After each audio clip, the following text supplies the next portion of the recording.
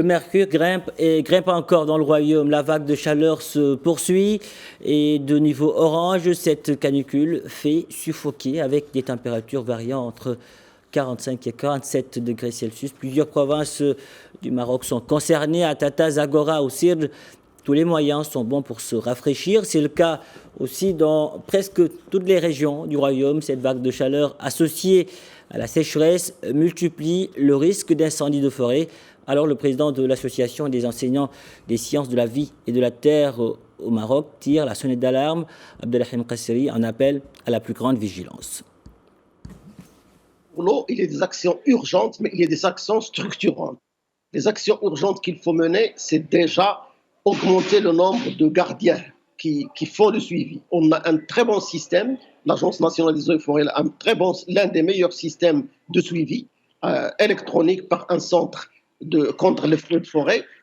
Mais malgré ça, le problème est beaucoup plus important parce que toutes les forêts, les arbres sont trop sèches et les herbes sont trop sèches, que ce soit dans les forêts ou dans les oasis, les palmiers aussi. Et c'est pourquoi l'inflammation du feu, elle est rapide et facile et ça se propage rapidement. C'est pourquoi il faut être très vigilant.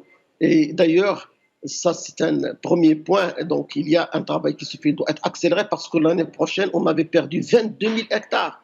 Et alors qu'on perdait 3 000 l'année dernière, alors qu'on perdait 3 000 à 6 000 hectares en moyenne. Et en Europe, on a vu, en Espagne, en France, ils ont perdu des centaines de milliers de hectares. C'est énorme.